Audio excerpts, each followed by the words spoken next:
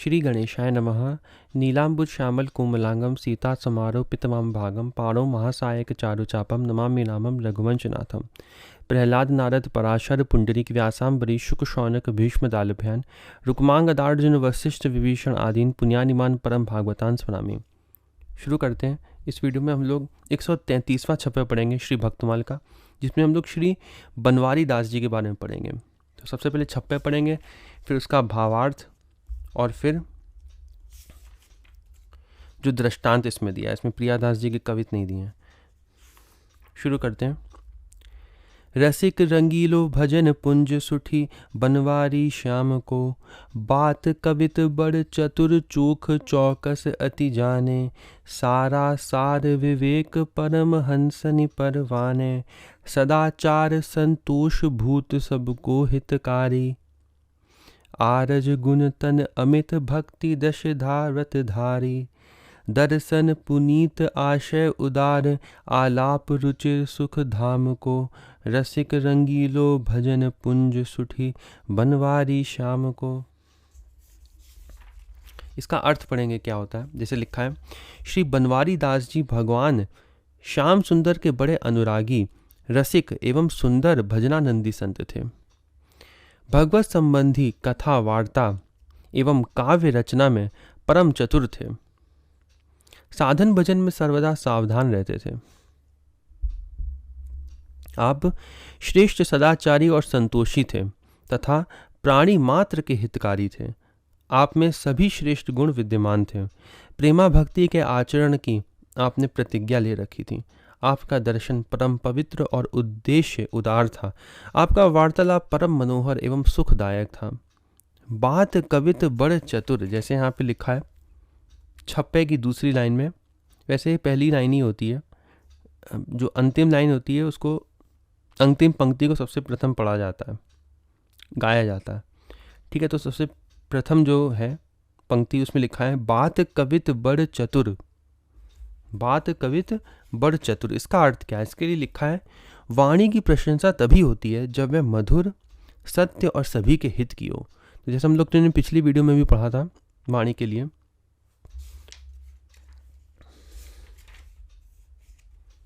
जिसमें हम लोग ने पढ़ा था कि वाणी कैसी होनी चाहिए, मधुर होनी चाहिए, सत्य होनी चाहिए और आवश्यकता अनुसार बोलने वाले थे और आवश्यकता अनुसार बोलने वाली होनी चाहिए। श्री गोसाई गोकुलनाथ जी के लिए लिखा था। वैसे ही कुछ इनके लिए भी लिखा है कि प्रशंसा वाणी की तभी होती है जब वह मधुर होती है, सत्य होती है और सभी के हित की हो। आपकी वाणी आलाप रुचिर से मधुर, सारा सार विवेक से सत्य और भूत हितकारी से प्राणी मात्र की हितकारिणी थी। जो यहाँ लिखा है ना, भूत सबको हितकारी, सदाचार संतोष भूत सबको हितकारी, तो उसके लिए लिखा था कि भूत हितकारी से प्राणी मात्र की हितकारिणी थी इनकी वाणी। चतुर पुरुष के लक्षण रामायण में कहे गए। क्या कहे गए? कठिन काल मल कोस, धर्म न ज्ञान न योग जप, परिहरि सकल भरोस, राम ही भजहि ते चतुर नर, चतुर शिरोमणि ते जग माही, जे मनि लाग सुजत न कराही। आप कविता करने में बड़े चतुर थे। एक व्रज गोपी विरहिणी श्री राधा जी से कहती है। इनकी कविता इसमें लिखी है जिसमें बनवारी शाम की छाप लगाते थे, नीचे भी लिखा है। इसको पढ़ते हैं, इनके पद को। लिखा है, मेह बरसाने तेरे नेह बरसाने देख, एक बरसाने वर मुरली बजावेंगे, साजी लाल सारी लाल करे लाल सारी, देखी बेकी लाल सारी लाल देखे सुख पावेंगे, तू ही उर्बसी ना ही आनीतिये, कोटि उर्बसी तजी तो सो चित लावेंगे, सेज बनवारी बनवारी तन भूष नारी, गोरे तन वारी बनवारी आज आवेंगे। आपके पद रचनाओं में बनवारी श्याम की छाप मिलती है।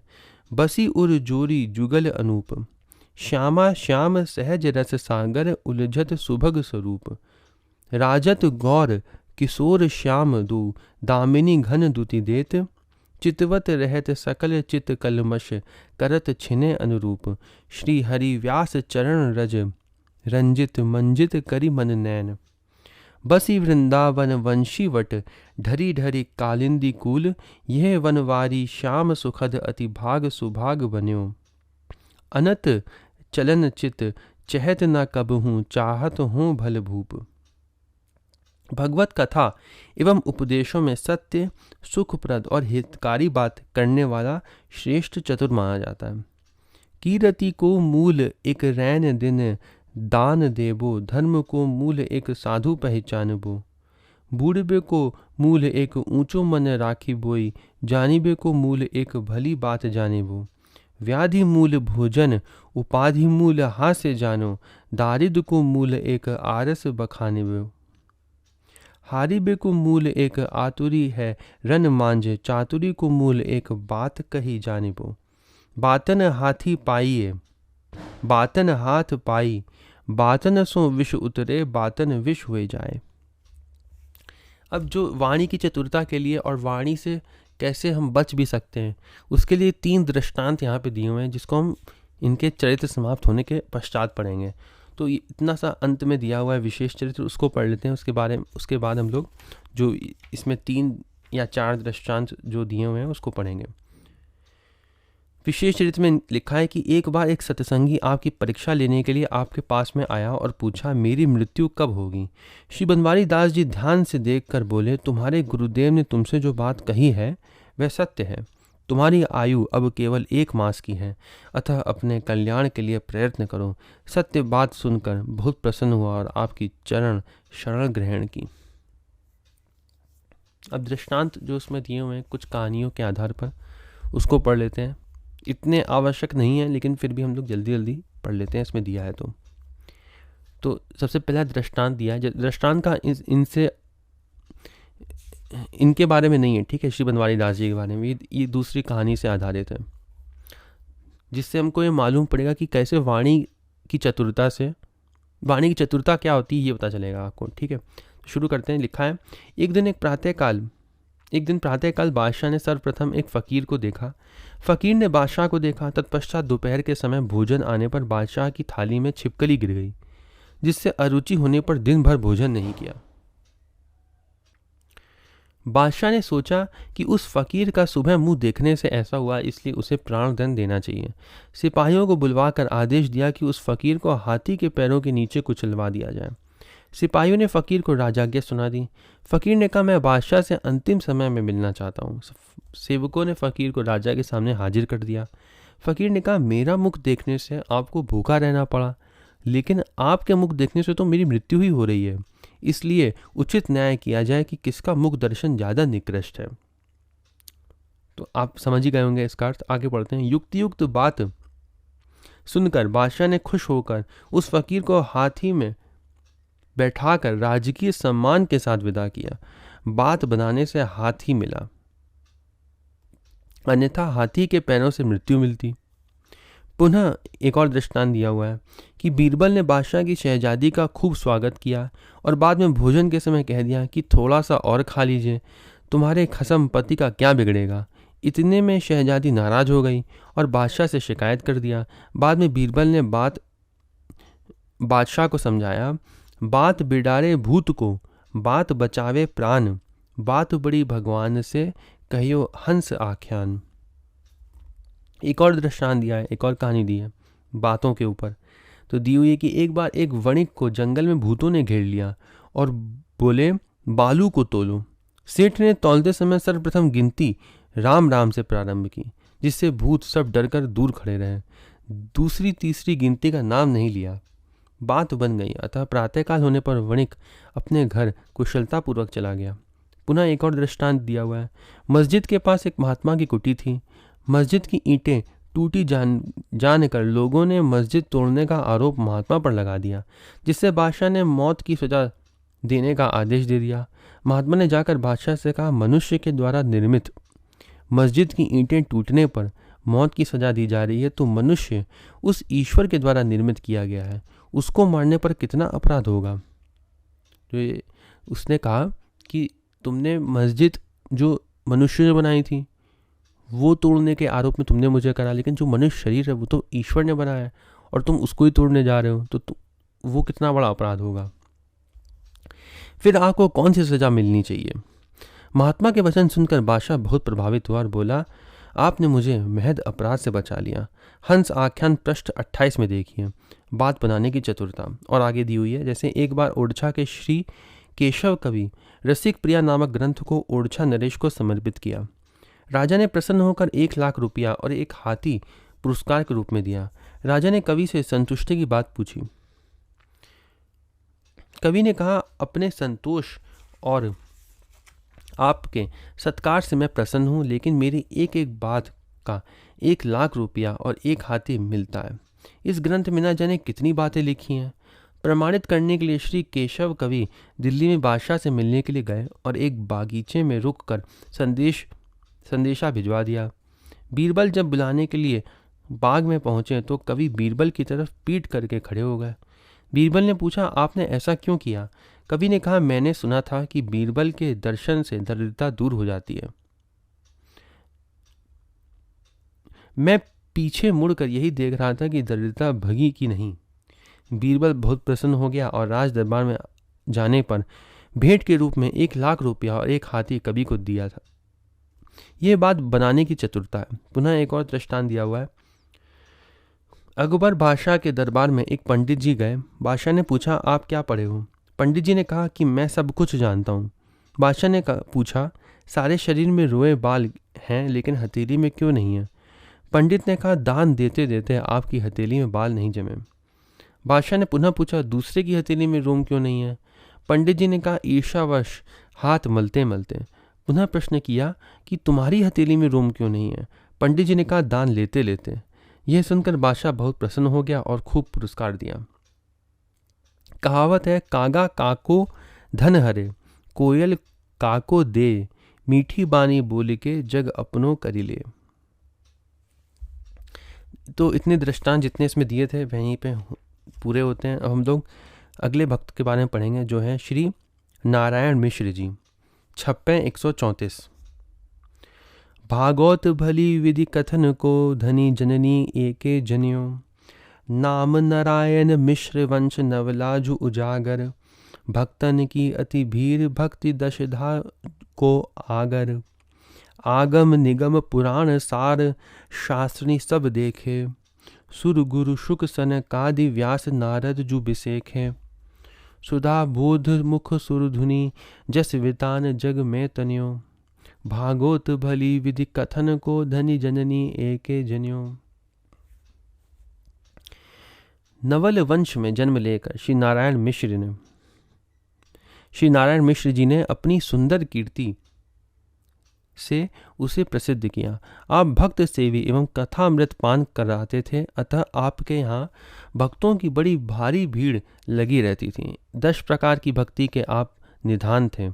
आपने वेद शास्त्र पुराण तथा अन्य धार्मिक शास्त्रों के रहस्यों को प्राप्त कर लिया था। इसलिए बृहस्पति, शुकदेव, सनकादि ऋषि, व्यास और नारद के समान थे।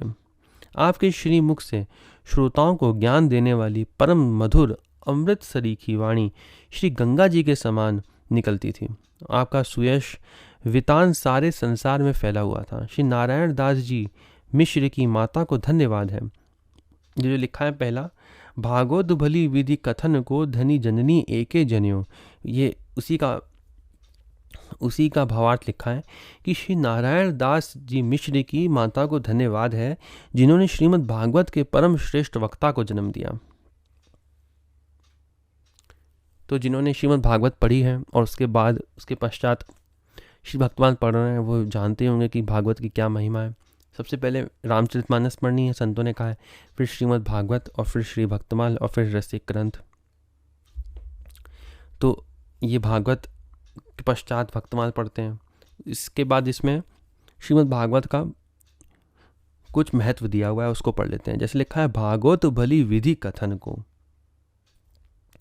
उसके लिखा है, श्रीमद् भागवत महापुराण साधन साध्य ग्रंथ नहीं है, कृपा साध्य है। साधन से करने वाला नहीं है, कृपा से मिलने वाला है।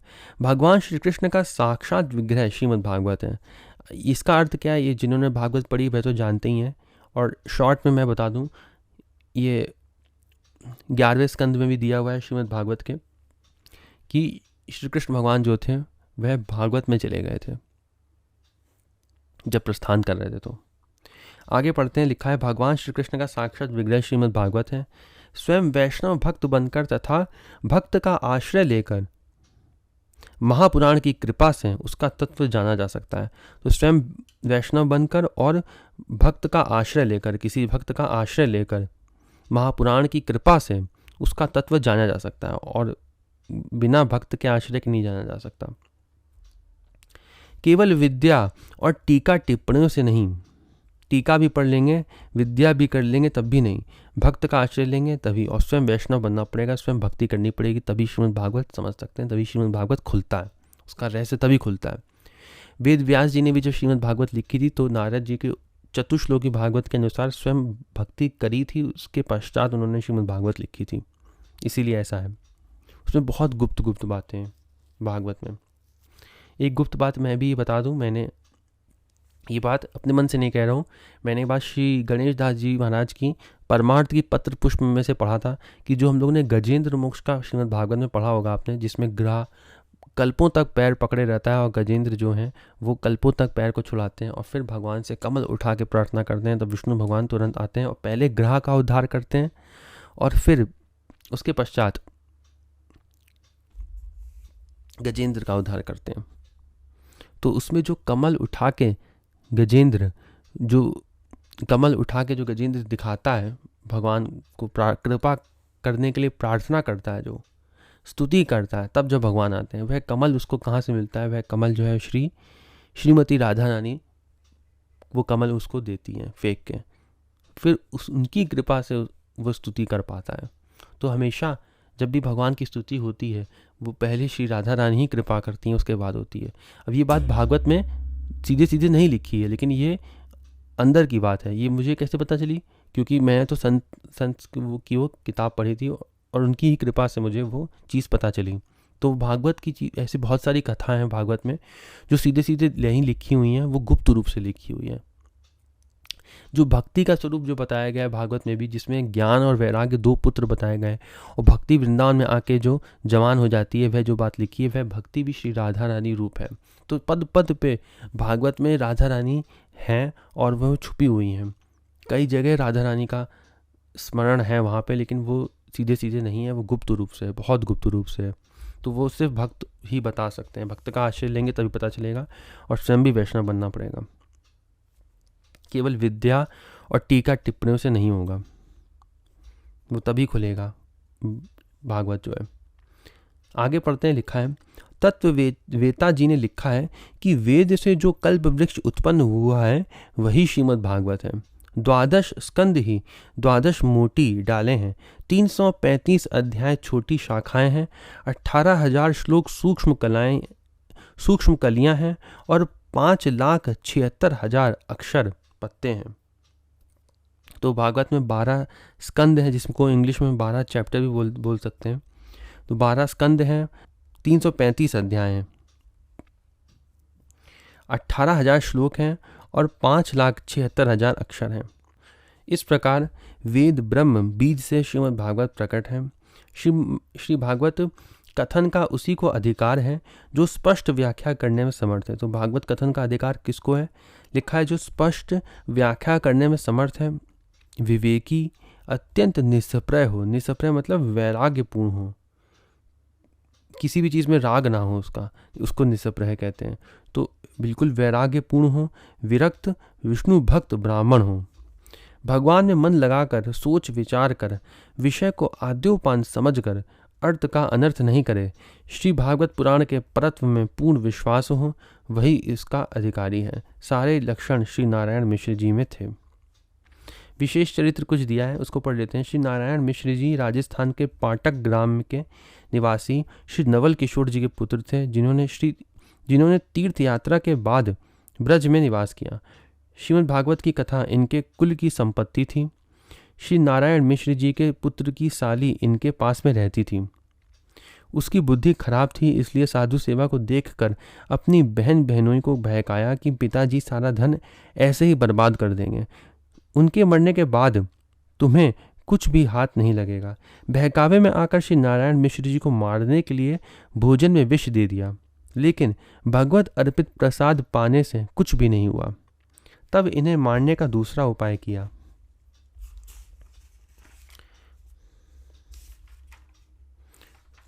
भक्ति से प्रभावित होकर पुत्र ने सारी बात पिताजी को बता दी। श्री नारायण मिश्र जी ने तीनों को उपदेश दिया, जिससे उनकी बुद्धि शुद्ध हो गई और वह लोग भी संत भगवंत की सेवा करने लगे।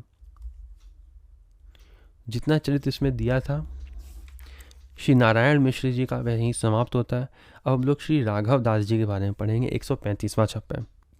कलिकाल कठिन जग जीतियो, राघो की पूरी परी, काम क्रोध मद मोह लोभ की लहर न लागी, सूरज ज्यों जल ग्रहे बहुरी ताही ज्यों त्यागी, सुंदर शील स्वभाव सदा संतन सेवा व्रत, गुरु धर्म निकष निर्भयो, विश्व में विदित बड़ो भ्रत, अल्ल राम रावल कृपा, आदि अंत दुखती धरी, कलिकाल कठिन जग जीतियो, राघो की पूरी परी। श्री राघवदास जी ने महाभयंकर कलयुग को जीतकर इस संसार में भक्त भगवंत की भक्ति के प्रण को निभाया।